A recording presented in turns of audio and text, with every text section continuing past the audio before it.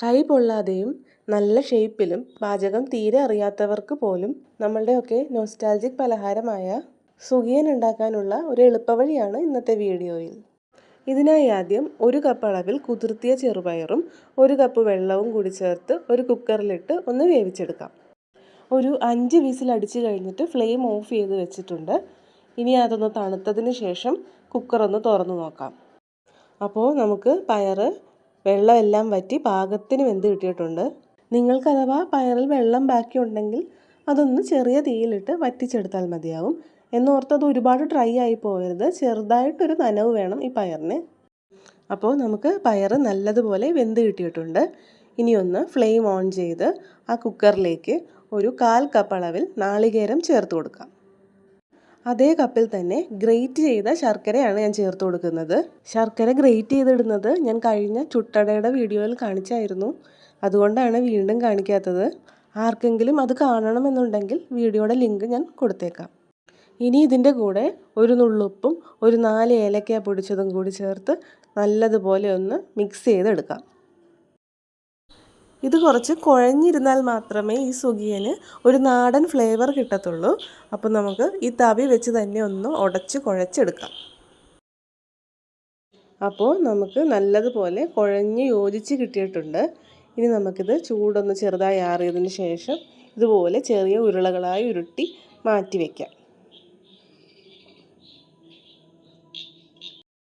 ഇവിടെ ഞാൻ ഒരുപാട് വലിയ ബോളാക്കുന്നില്ല. ഒരു മീഡിയം സൈസ് വലിപ്പത്തിലുള്ള ബോളുകളാക്കിയാണ് ഉരുട്ടി മാറ്റുന്നത്.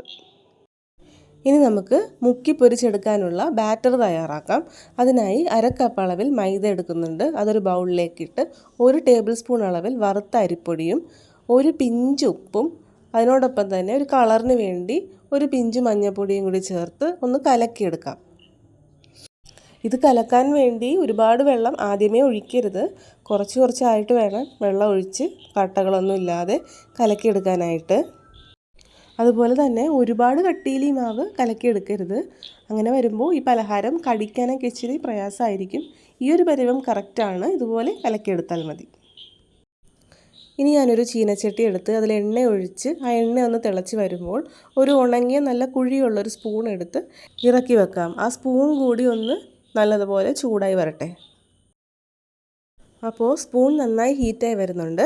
അപ്പോൾ ഈ ഒരു സമയം നമ്മൾ തയ്യാറാക്കി വെച്ചിരിക്കുന്ന ആ ഒരു ബോള് ഈ മാവിലേക്കൊന്ന് മുക്കി ആ ഒരു സ്പൂൺ വെച്ച് തന്നെ അതെടുത്ത് ഈ ഹീറ്റായിക്കൊണ്ടിരിക്കുന്ന സ്പൂണിൻ്റെ കുഴിയിലേക്ക് ഇട്ട് കൊടുക്കാം. ഈ സ്പൂണിൻ്റെ കുഴിയിലേക്ക് തന്നെ നമ്മളിത് ഒഴിച്ചു കൊടുക്കുന്നത് കൊണ്ട് ഇതിന് നല്ലൊരു ഷേപ്പ് കിട്ടും. മാത്രമല്ല ഇതിന് പുറകെ ഓരോന്ന് ഇട്ട് കൊടുക്കുമ്പോൾ അത് തമ്മിൽ ഒട്ടിപ്പിടിക്കാതെ ഓരോന്നും വിട്ട് നല്ല സെപ്പറേറ്റായി നല്ലൊരു ഷേപ്പിൽ നമുക്ക് കിട്ടും. കൈയൊട്ടും പൊള്ളാതെ തന്നെ ഒരു തവണ 5ഓ 6ഓ സുഖിയനിട്ട് വറുത്ത് കോരി എടുക്കാം. ഇതുപോലെ ആ തവിയിൽ എണ്ണ എടുത്ത് വെച്ച് അതിലേക്ക് ആ ബാറ്റർ ഒഴിച്ച് ഒരു 5 സെക്കൻഡ് വെയിറ്റ് ചെയ്തതിന് ശേഷം ഇതുപോലെ തിരിച്ച എണ്ണയിലേക്ക് തന്നെ ഇട്ട് കൊടുക്കാം. അപ്പോൾ എത്ര അറിയാത്തവർക്ക് പോലും നല്ല രീതിയിൽ നല്ല ഷേപ്പിൽ തന്നെ ഈ ഒരു പലഹാരം തയ്യാറാക്കിയെടുക്കാൻ പറ്റും. അപ്പം നമ്മളിപ്പോൾ ഒരു 5 സുഖിയനാണ്. ഇത് ചെറിയ ചട്ടിയാണ്.